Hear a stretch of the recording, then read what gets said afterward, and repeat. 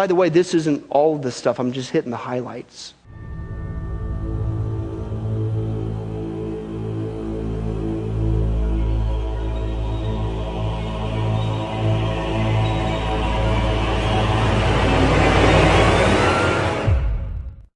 I mean, my parents, because of all the why questions I would ask, finally went out and said, here, and they bought me an encyclopedia and said, look, the answers are in there. Go look for them. Go find them yourself.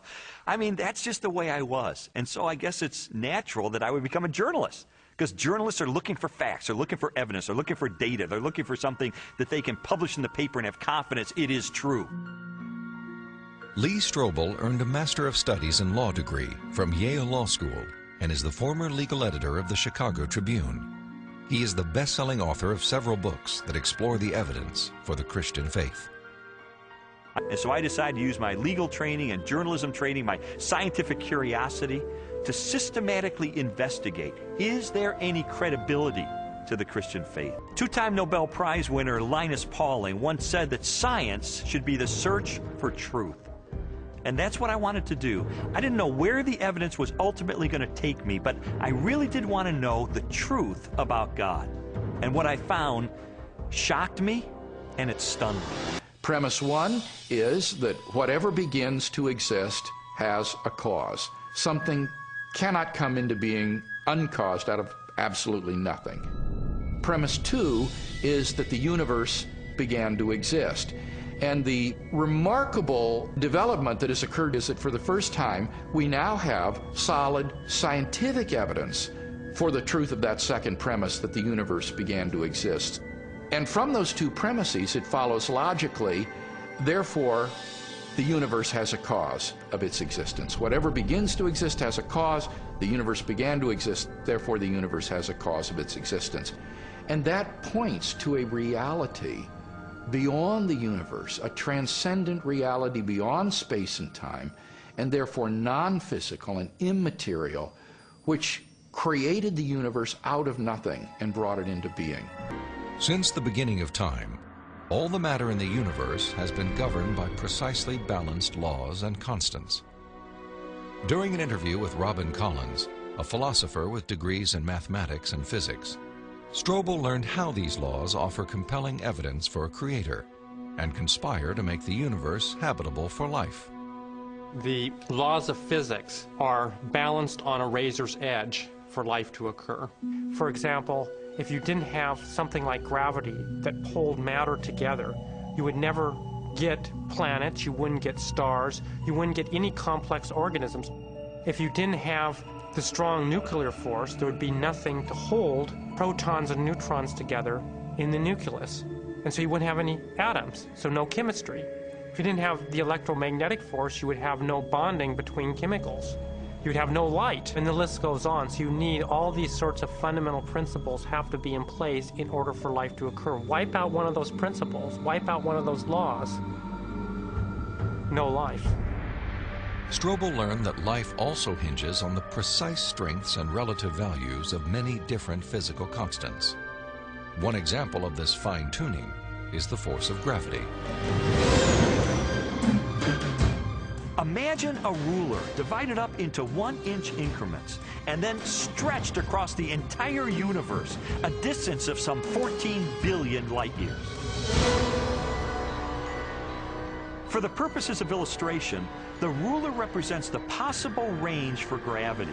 In other words, the setting for the strength of gravity could have been anywhere along the ruler, but it just happens to be situated in exactly the right place so that life is possible. Now, if you were to change the force of gravity by moving the setting just 1 inch compared to the entire width of the universe, the effect on life would be catastrophic. No large-scale life forms could exist. Anything that was more than the size of a pea would be completely crushed. So you might be able to get life of a very, very primitive sort, such as bacteria, but you could never get conscious observers. The strength of gravity is just one of at least 30 separate parameters that must be finely tuned to produce a life-sustaining universe. Another example is the cosmological constant. The cosmological constant describes the expansion speed of space in the universe. If space expands too quickly, then the universe will spread out so quickly that material objects can't form. So you can't get stars and galaxies and planets and the types of things that we, of course, take for granted in our universe. Physicists have determined that the cosmological constant is fine-tuned to 1 part in 100 million billion billion billion billion billion. Such precision has been compared to traveling hundreds of miles into space, then throwing a dart at the Earth and hitting a bullseye measuring 1/trillionth of a trillionth of an inch in diameter, an area less than the width of a single atom. Just consider those two parameters, gravity and the cosmological constant. Their level of fine-tuning is to a precision of 1 part in 100 million trillion, trillion, trillion, trillion, trillion, trillion. I mean, that's like 1 atom in the entire known universe. This fine-tuning is also evident at the atomic level. The strong nuclear force binds atoms together. If the strength of this force were to decrease by 1 part in 10,000 billion billion billion billion, the only element left in the universe would be hydrogen. Again, chemical life would not be possible. The fine-tuning of the laws and forces of physics is so precise that few theorists are comfortable invoking mere chance as an explanation, unless our universe is not the only roll of the dice. If the universe looks like it's fine-tuned for complex life, maybe there's a fine-tuner. Maybe it was fine-tuned for life. And this has certain unsavory theological implications. And so it's not surprising that those committed to a fundamentally materialistic view of reality would try to find an escape hatch. And the most popular escape hatch for this theological implication of fine-tuning is this idea of multiple universes. As its name suggests, the theory of multiple universes proposes that our universe is not alone. Instead, it is part of a vast ensemble of universes, each with a different set of laws and constants. If there's only one universe, then the conclusion that the universe looks fine-tuned because it is fine-tuned is inescapable. But if our universe is just one of a vast set, then you seem to have more resources to play with. Chance gets a new lease on life.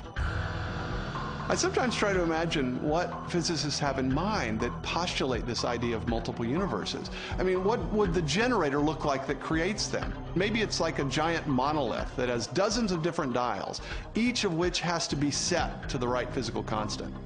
If we think of these parameters as dials, each of the dials is different. So if you produce enough universes with enough different dial settings, eventually, just by chance, you get one just right.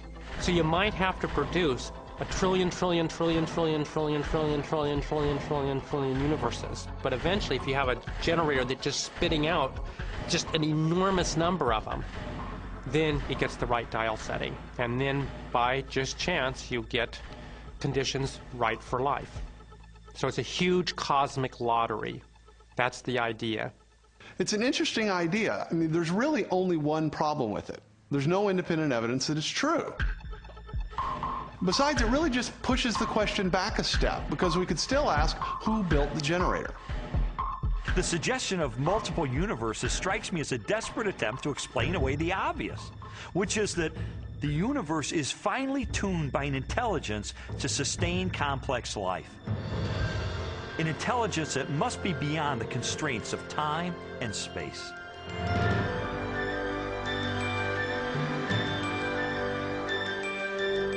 Strobel's journey through a universe finely tuned for life inevitably led him home, to the blue jewel of our solar system, the planet Earth. There he encountered another array of critically balanced conditions essential to human existence. When I was an atheist, I saw planet Earth as being one of probably billions of planets just like it all over the universe. I saw our sun as being an average, undistinguished type of a sun. I figured as I looked up at the stars at night that there must be millions and millions of advanced civilizations out there. I just thought there was an ordinariness to our situation. This line of reasoning was totally consistent with my atheistic worldview. But what I learned later is that it's not consistent with what science is revealing about the Earth. Strobel's investigation caused him to consider the many conditions necessary for a life-sustaining planet. In the process, he was introduced to the science of astrobiology and astronomer Guillermo Gonzalez. I'm an astrobiologist, and what motivates me is just to examine the conditions necessary for life and look elsewhere in the universe and see if those conditions are met anywhere else.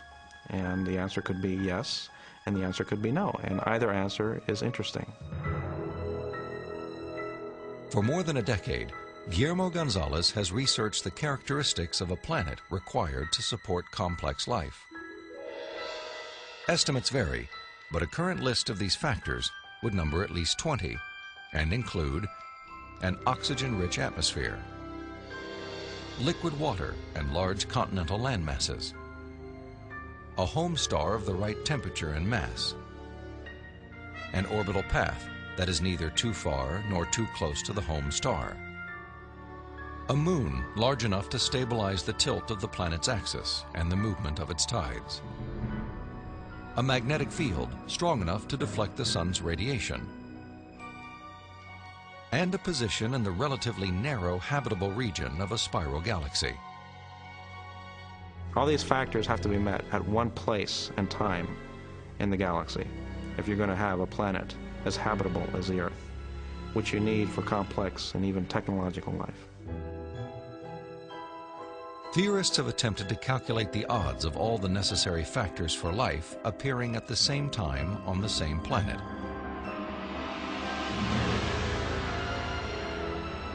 A conservative estimate is 1 chance in 10 to the negative 15th, or 1 1,000th of 1 1/trillionth. On those terms, even when compared to the billions of suns and possible planets in our Milky Way galaxy, the probability of even a single habitable world appears unlikely. There are many probabilistic resources in the galaxy, but on the other side of the coin are all these factors that you need. You have to get just right in order to have just one habitable planet like the Earth. And that leads me to conclude that yes, we're rare in the galaxy. There are many examples of this correlation, including our planet's oxygen-rich atmosphere, both a critical requirement for our survival and a transparent window that allows us to explore the distant universe.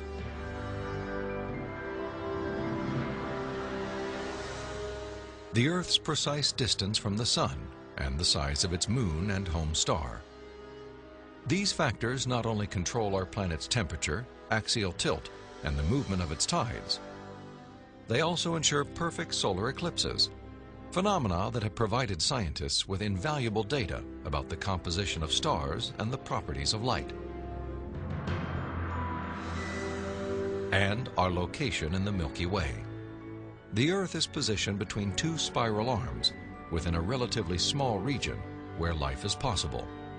As a result, we enjoy an excellent platform for clear, unimpeded views of our galaxy and the rest of the cosmos. I think God intentionally created a habitat for us that allows us to see Him through the creation that He has left behind. And this habitat is conducive for us to do scientific research. It didn't have to be that way, but it is. Why? Because I believe that by doing science, we find God.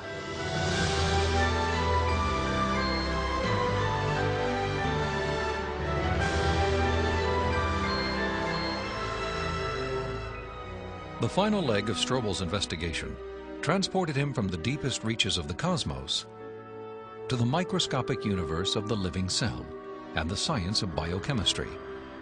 There he encountered more challenges to Darwinian evolution and new evidence of design.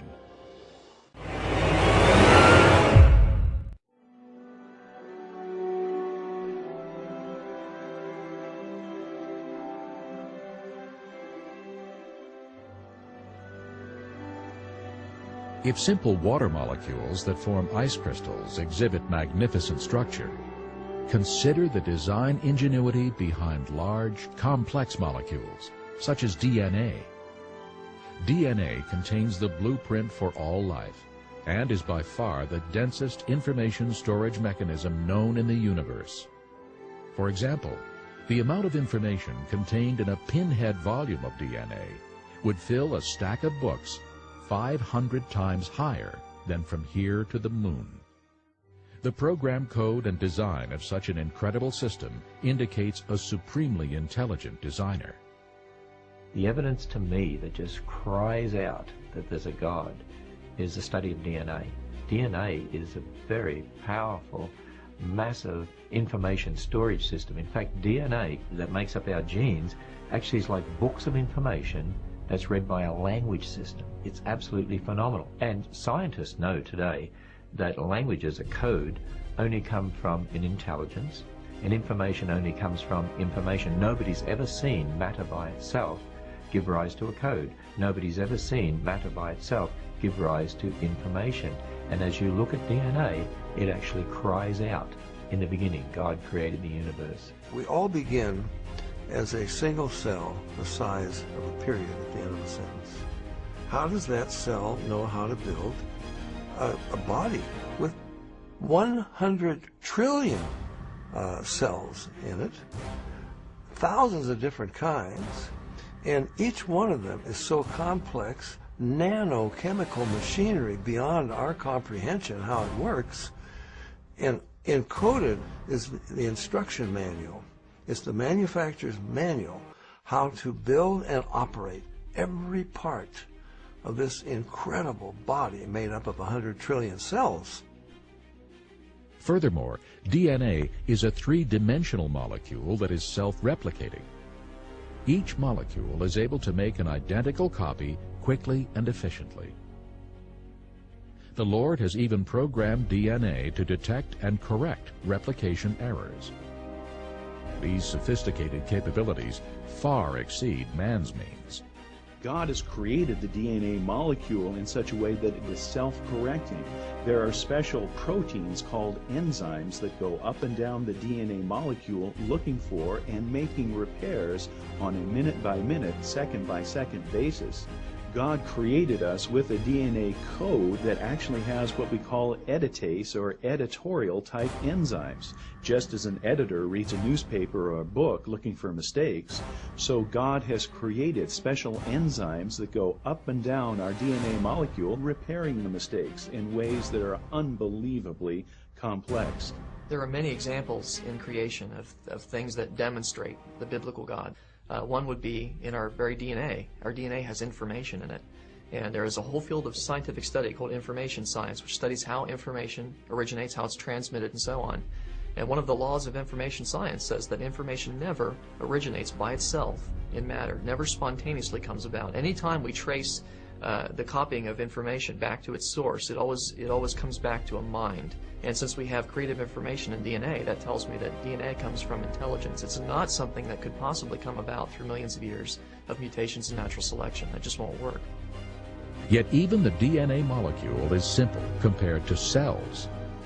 All life consists of cells, and each cell functions as a miniature city.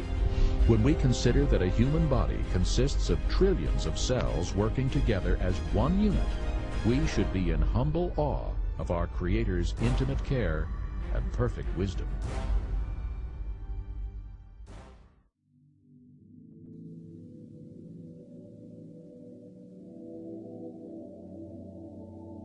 Folks, I don't know about you, but I'd say based on the evidence, what I find absolutely amazing is I would say, maybe it's just me, but the evolutionists are being just a little bit biased with the information here. How about you? And not only that, folks, I would say with all confidence, they are being downright belligerent as well. And you and I, the Christians, are the one with the closed mind? I don't think so. I mean, gee whiz, folks, correct me if I'm wrong, but I would say it appears to me somebody really is trying to hide the truth about God's existence through His creation or something. You know what I'm saying? But get this, folks, that's exactly what God said they would do nearly 2,000 years ago. God predicted this. Open your Bibles to Romans chapter 1. Romans chapter 1, God said, folks, this is coming down the pike. And specifically, we're going to see He's not very pleased with it. Might want to turn around, folks. This is what He said, Romans chapter 1. Now, I know you guys are intelligent. We're starting intelligent design, but the book of Romans was written too. Romans, you guys are on the ball. Romans chapter 1. We're going to read verses 18 through 23. That's right, folks. And notice the context of the passage is not God's love for mankind. He does love people. He loved them so much, as we're going to celebrate next week, the resurrection of Jesus Christ. He sent His Son to die on the cross. But God is right here, it's His wrath is being poured out on mankind. That's the context. But the issue is, why is God going to pour out His wrath on mankind? What's the cause of it? That's what we're going to see in our text here. Verse 18 says this: the wrath of God is being revealed from heaven against all the godlessness and wickedness of men who what? Suppress the truth by their wickedness. Since what may be known about God is plain to them, because God has made it plain to them. How? For since the what? Creation of the world, God's invisible qualities, His eternal power and divine nature have been clearly seen, being understood from what has been made, so that men are without excuse. You're not going to stand before God. I didn't know there was a God. You should be able to walk out your door, look at a tree, to a flea, to a bee, and go, oh my goodness, there's a God. Okay? That's why He says you're without excuse. He's given us evidence. He says, but here's the problem. For although they knew God, they knew better, they know that. They neither glorified Him as God nor gave thanks to Him, but their foolish thinking became futile, and their foolish hearts were darkened. Although they claimed to be wise, they became what?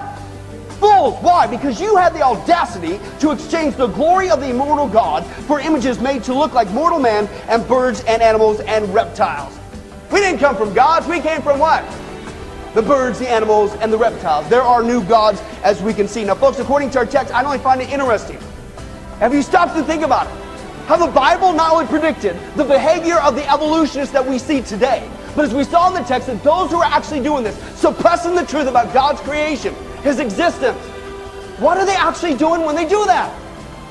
The Bible says that those who suppress this truth are actually storing up the wrath of God. And how many guys would say that's probably not a very good thing to do? I mean, if you're going to get a hobby on Saturday afternoon, don't do that one, right? Okay, so here's the point. In order to help these people out from stop storing up God's wrath and instead receive His grace through Jesus Christ, I think we better beef up our witness a little bit. How about you? In fact, let's say that. Say beef up your witness. Just say beef. That sounds better. Yeah, hey, right on. You guys know it. Okay, so in order to help these people out to become the most effective witnesses we can for Jesus Christ, we're going to begin a new series, that's right, called The Witness of Creation. It's going to be fun, folks. And what we're going to do is look at the 5 different evidence of God's creation that He has left behind for us. Here's the point, not just to know that God is real. Oh, it's this, people, that we really can have a personal, intimate relationship with the Creator of the universe. And folks, it's pretty simple. The first evidence that God's left behind for you and I is the evidence of an intelligent creation. It wasn't by chance. Are you kidding? God is the one who ordered this whole thing into existence. And what we're going to do, folks, is we're not just going to take a look at the scriptural evidence. I mean, that should be good enough. But we're going to take a look at the scientific evidence showing us that, folks, we not only were, but we had to be. Use your own brain. We had to be intelligently designed by an intelligent creator. Praise God for an intelligent purpose. Isn't that a great message? I mean, think about the alternative. You are nothing. You came from nothing. When you die, you have no future. You're going back to be worm bait. If you teach kids they come from animals, why are we shocked when they act like them? If society believes there is no God, why are we shocked when they act godless? It's what you believe determines how you behave. And if you don't believe there's a God, you're going to act like it.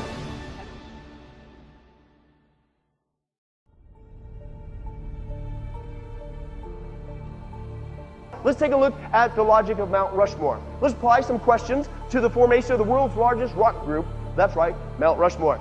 Okay? And ask these people these common logical questions about that simple formation. Do you believe, evolutionists, that there is any way that these faces of Washington, Jefferson, Theodore Roosevelt, and Lincoln could have appeared on this rock by chance? Okay? Do you think that the wind did that? Maybe erosion did it. Do you think? How about exfoliation? How about the thermal expansion of rock? Okay? Is that what created those faces? If you asked them what caused the faces to appear on Mount Rushmore, they would obviously say they were what?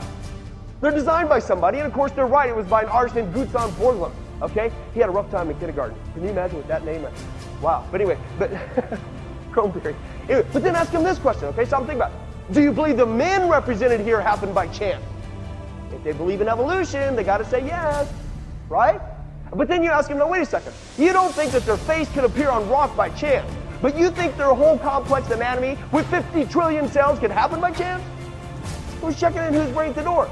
But then ask him, well, how many years would it take for those faces to appear on the side of the mountain purely by chance? How about 1,000,000 years? I'll give you 1,000,000,000 years. How about 100 trillion years could these figures eventually form on the side of that mountain purely by chance, the faces? Well, of course, they would say it's impossible no matter how much time you give it, right? That's the logical response. But then ask him, isn't that though how you say we got here? After billions of years of chance, and we're even more incredibly complex than just the faces on a rock, Mount Rushmore? Folks, the logical conclusion is that just as the faces on Mount Rushmore had to be designed, how much more then should the human body be designed? Okay? Who's checking in? Who's breaking the door? And speaking of rockheads, folks, while evolutionists will refrain from saying that the faces carved on Mount Rushmore happened by chance, get this, folks, they really do believe that we all came from a rock. Don't believe me? Check out this video clip. I was asked me to speak at this college in Boston one time. This preacher called all the colleges and universities around Boston. I got my charts out and I said, now folks, I believe the Bible. Nobody cheered. I said, I believe about 6,000 years ago God made everything. The world's not millions of years old. And 2,000 years ago Jesus came, and I gave them the basic Bible story, okay? Then I told them what they believe. Because most of them don't know what they believe. You have to tell them. You guys believe 20 billion years ago there was a big bang where nothing exploded and produced everything. 4.6 billion years ago the earth cooled down, made a hard rocky crust. It rained on the rocks for millions of years, turned them into soup, and the soup came alive 3 billion years ago. And this early life form found somebody to marry. Boy, now that's a good trick. And something to eat, of course, and slowly evolved into everything we see today. One professor was getting kind of upset about this time. I seem to do that to them. He said, Mr. Hovind, there are hundreds of varieties of dogs in the world. I said, yes, sir, you're right about that.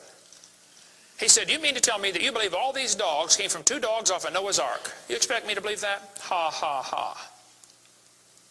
I said, sir, would you look at what you're teaching your students? You're teaching your students that all the dogs in the world came from a rock.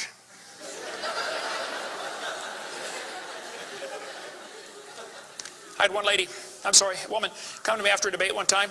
She was steaming down the aisle. Boy, she was mad. Oh, I could tell I'm in trouble now. I stood there quivering in my boots, you know. She walked up and she said, tonight you said we believe we come from a rock. We do not believe that. I said, well, ma'am, calm down just for a minute. I said, do you believe in evolution? She said, yes, I do. I'm a professor here at the university. I said, well, would you please tell me then where we came from? She said, we came from a macromolecule.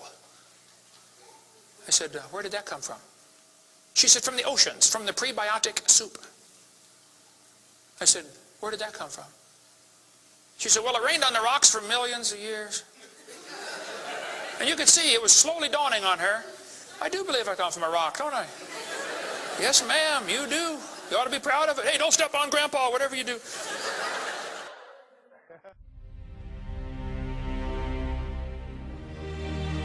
This is absolutely amazing. Folks, we're going to take a look at some interesting facts of our bodies. And you tell me with your own brain, which, by the way, is on your body. How many guys can agree?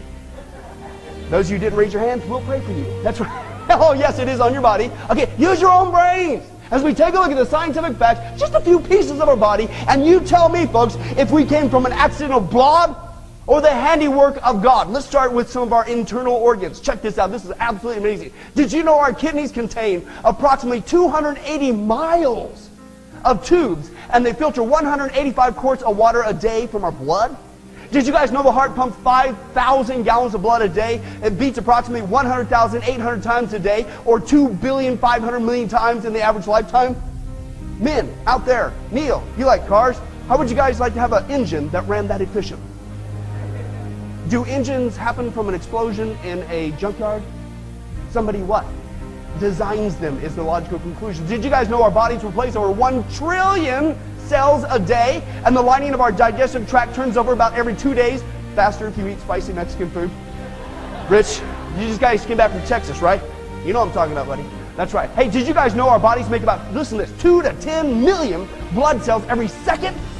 And if you lined up the red blood cells in one person's body, they would go around the equator 4 times? What? Hey, did you guys know? Here's the logical question. How in the world did any of these internal organs evolve? What good is a half a heart? What good is a half of a lung? Do you hold your breath for 1,000,000 years waiting for the rest to evolve?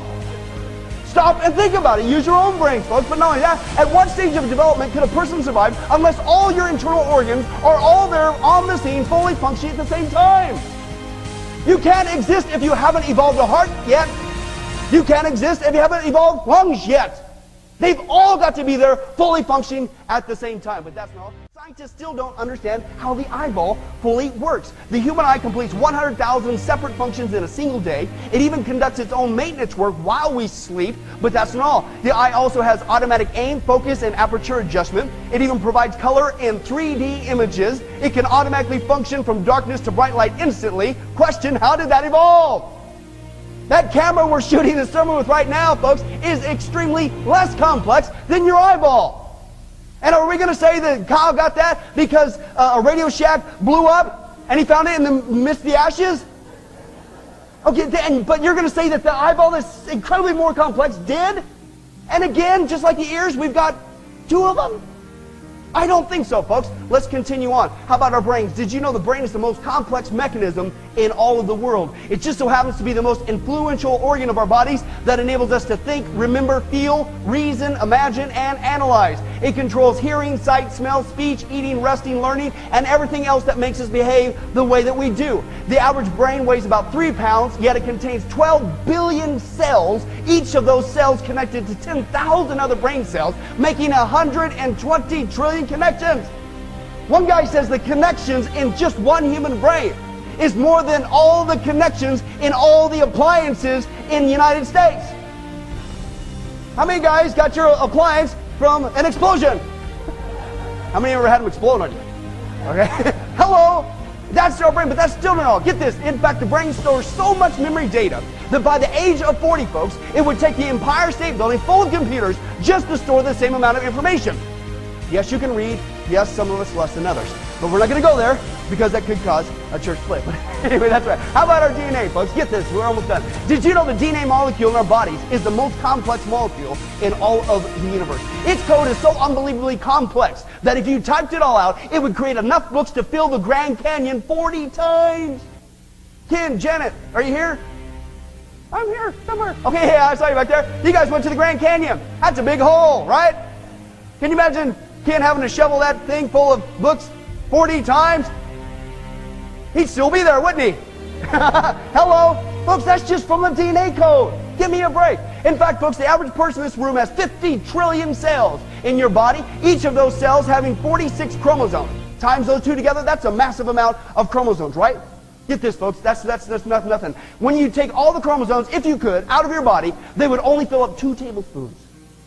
But that's still not the half of it, folks. That's not only highly complex, but what's even more amazing is if you could get your chromosomes out of your body, stretch them all out, and tie them all together. Must be a government job or something, you know, you get to do that kind of stuff, okay? But if you get all your chromosomes, get them out of your body, somehow tie them all together, get this, one person's chromosomes would reach from the Earth and to the Moon and back 5 million times. Not 5 times, not 5,000 times, 5 million times.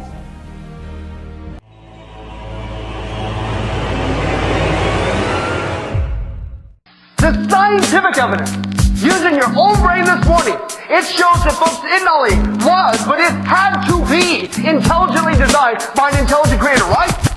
Why? Because any intelligent person knows once you see design in something, it implies what?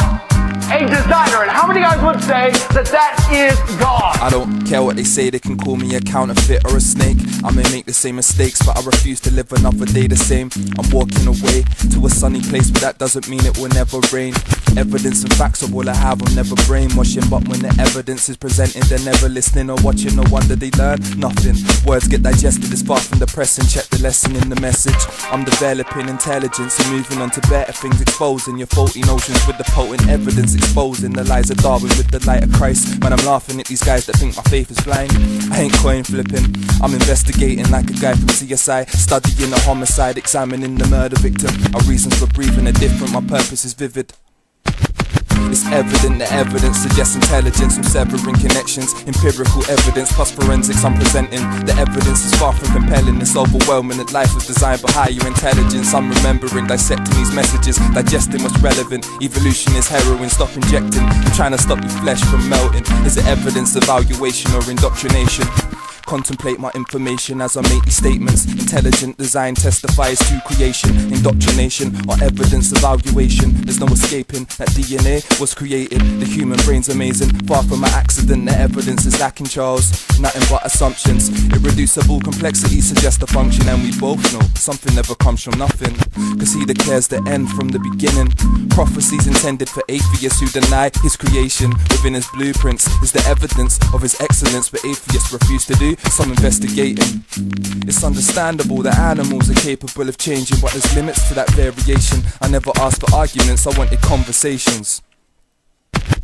It's evident that evidence suggests intelligence. I'm severing connections. Empirical evidence plus forensics I'm presenting. The evidence is far from compelling. It's overwhelming that life is designed by higher intelligence. I'm remembering, dissecting these messages, ingesting what's relevant. Evolution is heroin, stop injecting. I'm trying to stop your flesh from melting. There's evidence, evaluation or indoctrination.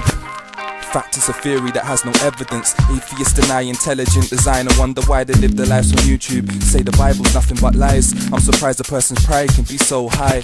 Try show them evidence and they just close their eyes, ignore the signs and continue to run from God who gave them life. You say I'm crazy because I don't believe in evolution. Claim monkeys evolved into humans, but it ain't been proven. The Big Bang didn't happen, that's another lie. The missing link is still missing, you will never find an animal in transition switching to another kind. Christians been convinced by evidence. You've been brainwashed by the lies. They thought there's no purpose to life, but their heart bears witness to creation and their conscience tells them wrong from right. You're running out of time to give your life to Christ. It's evident that evidence suggests intelligence. I'm severing connections. Empirical evidence plus forensics I'm presenting. The evidence is far from compelling. It's overwhelming that life is designed by higher intelligence. I'm remembering, dissecting these messages, ingesting what's relevant. Evolution is heroin, stop injecting. I'm trying to stop the flesh from melting. Is it evidence, evaluation or indoctrination? It's evident that evidence suggests intelligence. I'm severing connections. Empirical evidence plus forensics I'm presenting. The evidence is far from the present. It's overwhelming that life is designed by higher intelligence. I'm remembering, dissecting these messages, ingesting what's relevant. Evolution is heroin, stop injecting. I'm trying to stop the flesh from melting. Is it evidence, evaluation or indoctrination? The wrath of God is revealed from heaven against all ungodliness and unrighteousness of men, who hold the truth in unrighteousness, because that which may be known of God is manifest in them, for God hath showed it unto them. For the invisible things of him from the creation of the world are clearly seen, being understood by the things that are made, even his eternal power and Godhead, so that they are without excuse, because that when they knew God, they glorified him not as God, neither were thankful, but became vain in their imaginations, and their foolish heart was darkened.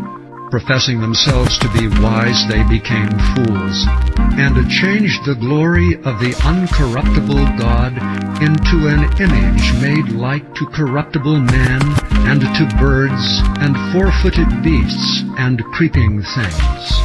Wherefore God also gave them up to uncleanness through the lusts of their own hearts, to dishonor their own bodies between themselves, who changed the truth of God into a lie, and worshipped and served the creature more than the Creator, who is blessed forever. Amen. For this cause God gave them up into vile affections, for even their women did change the natural use into that which is against nature. And likewise also the men, leaving the natural use of the women, burned in their lust one toward another, men with men working that which is unseemly, and receiving in themselves that recompense of their error which was meet. And even as they did not like to retain God in their knowledge, God gave them over to a reprobate mind, to do those things which are not convenient, being filled with all unrighteousness, fornication, wickedness, covetousness, maliciousness, full of envy, murder, debate, deceit, malignity, whisperers, backbiters, haters of God, despiteful, proud, boasters, inventors of evil things, disobedient to parents, without understanding, covenant breakers, without natural affection, implacable, unmerciful, who knowing the judgment of God, that they which commit such things are worthy of death, not only do the same, but have pleasure in them that do them.